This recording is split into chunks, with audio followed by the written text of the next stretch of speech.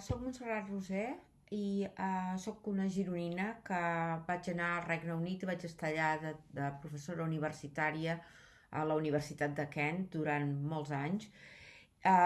i que ara recentment he tornat a Catalunya. Vaig tornar, de fet, al desembre de l'any passat,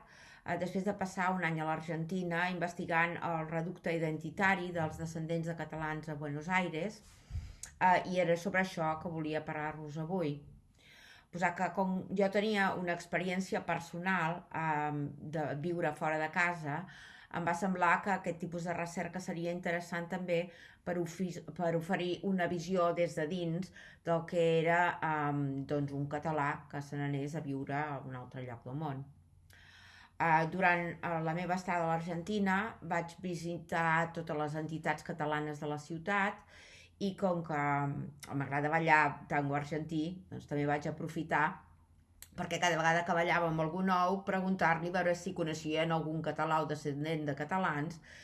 i així d'aquesta manera vaig aconseguir doncs, fer moltes entrevistes a molta gent molt diversa. El que vaig fer doncs, va ser que vaig trobar que en la seva gran majoria, quan parlava amb la gent al carrer, o sigui fora de les institucions catalanes, la gent em deia immediatament que no coneixia cap català. Però al cap de poca estona venien i em deien sí, coneixem un que, bueno, no sé, jo crec que era un gallego, i després resultava que era algú que era descendent de catalans i que jo podia agafar i anar a fer l'entrevista. D'aquesta manera doncs, vaig parlar amb una quarantena de persones diferents i si no en vaig fer més és perquè vaig quedar sense temps, però vull dir que a poc anaven sortint. O sigui, els catalans en realitat a Buenos Aires no són una comunitat tan visible com per exemple la comunitat gallega o la comunitat basca, però òbviament hi és, però el català en general tendeix a ser molt independent i d'aquesta manera doncs, vol dir que és amo del seu temps i que sí, de tant en tant doncs, farà coses amb les associacions i així, però no són d'aquesta gent que cada setmana se van a trobar els amics precisament doncs, al centre, que això en part és una mica problemàtic perquè vol dir que la manera en què treballen aquests centres culturals doncs, catalans és una mica diferent de les altres comunitats. El que vaig veure llavors va ser que el grau d'identitat catalana que reté aquesta gent, perquè estic parlant ara mateix ja de descendents de catalans, no gent que hagi fet el traspàs ells mateixos ara fa poc, sinó gent que o bé hi va anar ja fa moltíssims anys, o gent que ja són fills o nets de catalans, doncs que, clar, que depenia totalment de la història immigratòria de la família en qüestió. O sigui, des del punt de vista històric podem parlar d'immigrants catalans de primera, segona, tercera o quarta onada, que la Marina Tomasotti, que és una investigadora d'allà, anomena la immigració de la riquesa, que és la del segle XIX, els catalans d'Amèrica, que són els que van fins al final de la Guerra Civil Espanyola, els exiliats del franquisme, òbviament del 39 al 75, i els immigrants de la crisi del 2008. Aquests darrers jo ja no els vaig estudiar perquè a mi m'interessava particularment la gent que havia nascut a l'Argentina i molts dels quals no parlaven ja ni tan sols català per saber veure com eren, no? El fet també de la catalanitat d'aquesta gent depèn fins a cert punt de la condició social dels immigrants originals. O sigui, en principi, quan més pobres, menys catalanistes són les següents generacions. Com més pobres o menys educats, més grans eren els errors d'escriptura dels noms. Llavors ens trobem amb gent que els seus noms més o menys sonen com els nostres cognoms catalans, però que estan mal escrits i ells ja mai de la vida s'havien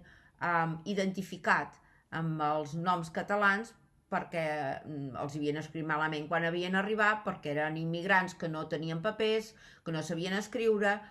i que els oficials que els agafaven les dades doncs, eren igual d'ineptes que ells, suposo,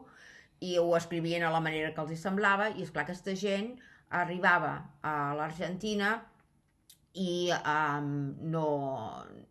com que també sortien d'una situació econòmica que no era molt bona, tampoc tenia moltes coses que volguessin recordar, i de fet anaven a fer una nova vida i deixaven com la seva catalanitat molt endarrere, no? Aquesta gent era més probable que es casés amb algú d'una altra comunitat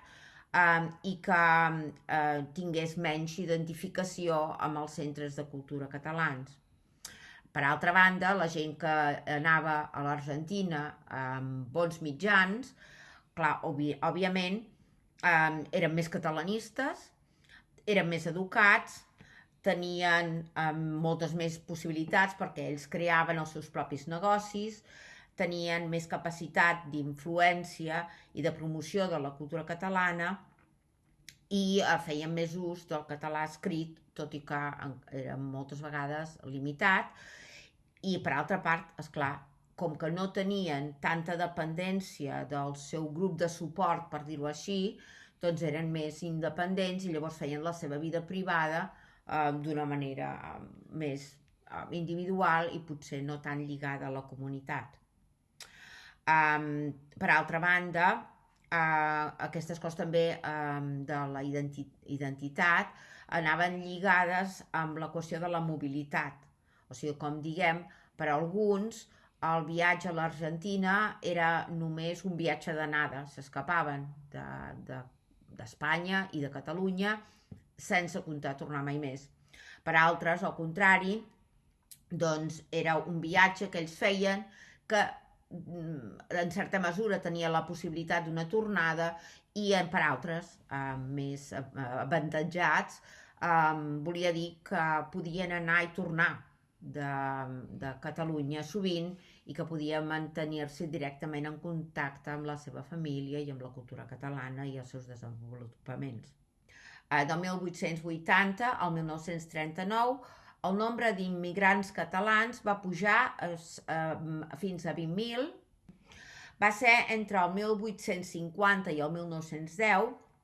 que es van crear les tres entitats més representatives del nucli cultural català a Buenos Aires. El primer centre va ser el Montepío de Montserrat, que era una agrupació mútua de socors i assistència a la comunitat catalana. Però és una comunitat doncs, que estava allà per ajudar als treballadors i per oferir ajut mèdic i també per a les vídues i els orfes, etc. I que feia un paper social molt important, tot i que o sigui, ara present, des de l'any 2000 el centre ja no ofereix el servei d'ajuda mèdica i s'ha anat convertint gradualment en un centre cultural i d'ensenyament de la llengua catalana. En segon lloc, hi havia el Centre Català, que proporcionava l'oferta d'esdeveniments culturals del seu moment, i teatre, música per als residents catalans de Buenos Aires, que es va fundar el 1886, i el Casal Català, que vetllava per la promoció de la cultura catalana des d'una perspectiva marcadament catalanista, que es va fundar el 1908. Aquestes dues darreres institucions es van fusionar l'any 1940 i així es va constituir el que és ara el Casal de Catalunya de Buenos Aires, que és un casal que quan es veu, almenys jo des de la meva perspectiva, havent estat a Anglaterra durant tants d'anys, el veig com un casal molt a l'estil britànic. O sigui, era un casal cultural molt ben posat, molt formal, amb un edifici preciós, compta amb un grup de dames que s'encarreguen d'obres de beneficència, comptava amb un country club, tenien una masia a les afores de la ciutat de Buenos Aires on anaven a fer estades i trobades a les famílies, amb els fills, tenien piscina, jugaven al tennis, aquestes coses. Um, També tenien, i tenen encara, òbviament, el Teatre Margarita Xirgu dins de l'edifici del Casal de Catalunya, i vull dir, tot això doncs, li dona un aire i un prestigi doncs, increïble, i és un lloc preciós d'anar-hi, tenen el seu propi restaurant català dintre del casal, o sigui, una cosa molt ben muntada. Doncs dels catalans que van anar a Buenos Aires en aquestes onades, molts eren industrials tèxtils que podien generar xarxes comercials entre els dos continents, i d'aquests n'hi va haver que van retornar com a indians i d'altres que es van quedar. Hi havia altra gent que vivia del comerç, de l'artesanat, i també incloïen una proporció considerable de treballadors i obrers que eren treballadors que solien venir ben preparats i que de seguit aconseguien posar-se en posicions de responsabilitat. Els catalans, que estaven en contra, òbviament, de l'Alzamiento Nacional de Franco i tot això, doncs van trobar una seu a la ciutat de Buenos Aires on van poder continuar existint i continuar promulgant les seves idees, i aquesta és una mena de tradició que també durant les últimes onades s'ha continuat, perquè aquests centres de Buenos Aires han sigut molt vocals a l'hora de defendre Catalunya i de donar les seves opinions sobre les qüestions del procés, etc., cosa que té un valor cultural realment important. Dels catalans, els que han arribat en èpoques més recents, com dic, són diferents, en el sentit que ells estan immediatament, instantàniament en comunicació amb Catalunya i amb els mitjans de comunicació per internet, etc. Llavors, clar, és molt difícil de comparar aquest tipus de català que se'n va a l'Argentina avui amb els catalans històrics, que són aquests que us dic jo, que m'interessa per la meva recerca, però per tot i amb això és molt interessant de veure, perquè això crea una comunitat. Tothom, cada català que se'n va a Buenos Aires ha d'anar al casal, ha de fer la seva investigació, ha d'anar pels carrers, veure els noms de les botigues, els cognoms catalans, aquestes coses ens fa sentir que hi ha una connexió que és realment interessant. El que sí que és cert és que els que són fills de l'Argentina, fills de gent que havia sigut catalana però nascuda a l'Argentina, es consideren tant catalans com argentins. I per ells això no ofereix cap mena de conflicte, sinó que són totes dues coses i a molta honra. Un clar exemple de la gran influència dels catalans a la ciutat de Buenos Aires el trobem al barri de Montserrat. O sigui, l'església de Montserrat es va construir a l'any 1750 amb parets d'adob i sostre de palla, per acollir i ajudar a la humil població primordialment negra d'origen africà que hi havia en aquella zona i que eren treballadors d'alguns dels empresaris catalans del moment. En principi, i sota el patrocini català, l'edifici original va ser reconstruït amb rajols per l'arquitecte Antoni Masella el 1756, i la institució es va constituir com a parròquia l'any 1769. D'alguna manera, doncs, en aquesta zona el culte a la Moreneta va convertir-se en un èxit desmesurat entre aquesta població i, a poc, també un problema d'ideologia per la ideologia governant Argentina. O sigui, si mirem el registre d'aquesta parròquia, el registre de naixements i casaments, el que queda clar és que els patrocinadors eren catalans, però molta de la gent que es batejava o que es casava eren esclaus, alguns dels quals llavors s'alliberarien, clar, una vegada ja la legislació va anar canviant. El que és cert és que els esclaus rebien els cognoms dels seus amos i que d'aquesta manera que una vegada acabada l'esclavitud, no, trobem que hi ha alguna gent, no molta però alguna, amb cognom català que òbviament no havia sigut mai catalana ni havia tingut absolutament res a veure. Per altra banda, com dèiem, la població africana va ser pràcticament aniquilada a mesura que va passar el temps. Aquesta població, de fet, o sigui, va ser la que més víctimes va contribuir a les guerres de la independència, a la guerra del Paraguai i la febre groga de 1871. I a la llarga també es va diluir amb el mestissatge, de manera que avui en dia només el 3% de la població del barri de Montserrat és de descendència africana. El que és interessant, almenys a mi m'ho va semblar, és que l'església de Montserrat, que estava molt malmenada, es va reconstruir el 1860, del 1860 al 1864, amb un disseny de l'arquitecte italià Pablo Scolpini a l'estil renaixentista. I, miraculosament, quan es va tornar a obrir, tot i que la verge que hi havia encara tenia l'estol d'àngels que li cantaven i era relativament moreneta, ja no era la Nostra Mare de Déu de Montserrat, sinó una altra, més pàl·lida, amb cara de nina i amb un nen Jesús encara més blanc que ella. La verge original es diu que perquè era negra i massa popular entre els habitants d'aquella part de la ciutat, que també ho eren, va desaparèixer.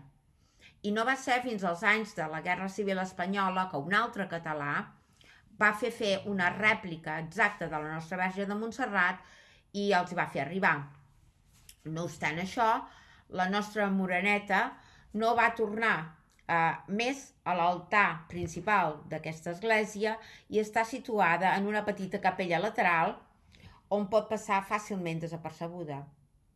Des de l'època de la Guerra Civil, la comunitat catalana va fer servir aquesta capella, aquesta església i especialment la capella de Montserrat Nostra, però a poc la comunitat va anar disminuint i durant molts anys els únics que l'utilitzaven amb regularitat eren els membres de la penya del Barça. Pel que fa a la llengua, jo també vaig estar interessada en veure qui era la gent que aprenia català a Buenos Aires, perquè jo venia d'un context britànic en el qual sempre hem hagut de defendre la necessitat d'ensenyar català o el valor d'ensenyar català dintre dels estudis hispànics. I en canvi aquí tenien una operació realment, sorprenentment, molt exitosa. I vaig voler saber exactament com era que funcionava la cosa d'aquesta manera. O sigui, per una part hi ha un centre català, un centre valencià i un centre balear, que potser no han posat a Buenos Aires, que no treballen conjuntament amb el centre català i que no han ensenyat la llengua de la mateixa manera que s'ensenya al Casal de Catalunya o al Montepiò de Montserrat. Però el que sí que és cert és que la comunitat catalana ha donat molta importància a l'ensenyament de la llengua. Des del començament, o sigui, el que sí que és cert és que hi ha hagut molts catalans d'allà que havien anat a l'Argentina sense tenir un bon coneixement de la llengua escrita. I molts dels catalans, dels descendents de catalans, han sentit els seus pares, les seves àvies, i han parlat català a casa seva, però no l'havien après a escriure mai. Llavors, de la gent que ha estat aprenent català a Buenos Aires, hi ha hagut precisament aquests, no? Els fills o nets de catalans que en un moment determinat de la seva vida han decidit que volien reconnectar amb la seva cultura d'origen, per la part que sigui, i que han volgut aprendre a escriure en català. Després també hi va haver un cert grup de gent que no havia pogut aprendre català a Catalunya durant l'època del franquisme, que després se'n va anar a l'Argentina i que una vegada a l'Argentina van voler aprendre a escriure català com Déu mana. El govern espanyol oferia, a través de l'ambaixada d'Espanya, ajuts per subvencions per viatges dels espanyols que volguessin anar a investigar els seus orígens a Espanya. Llavors, el govern l'ambaixada només oferia viatges a Madrid. Llavors, aquesta gent també, en preparació d'aquests viatges, molts havien estat aprenent el català per poder fer aquesta recerca i per poder comunicar-se amb els seus familiars que potser trobarien quan arribessin a Catalunya. Per altra part, el que hi havia també era una generació més recent de catalanòfils o de catalanòfils de gent que va quedar enganxada amb la sèrie de televisió Merlí i que per poder seguir la sèrie millor van decidir d'anar a estudiar català i n'hi havia varis i va ser una cosa molt interessant, no? El 2018, quan jo vaig fer enquestes entre els estudiants de català, molts d'ells eren gent que no tenien origen català, que no tenien cap contacte amb Catalunya, però que a través del que ells havien vist per les notícies i per les coses que havien après, tenien intenció de venir a treballar a Catalunya i sabien que per tal de poder-ho fer els demanarien que tinguessin un nivell mínim de català i llavors per aquest motiu doncs s'estaven traient els títols. En fi, o sigui, fins aquí aquestes són algunes de les qüestions que jo us volia comentar que connecten Buenos Aires i Catalunya, però òbviament aquestes no són pas les úniques ni de bon tros. Només espero, òbviament, tenir la possibilitat de tornar a viatjar a Buenos Aires i continuar la meva recerca i potser poder-vos parlar d'altres aspectes d'aquesta comunicació entre les dues cultures en una altra ocasió. Moltes gràcies.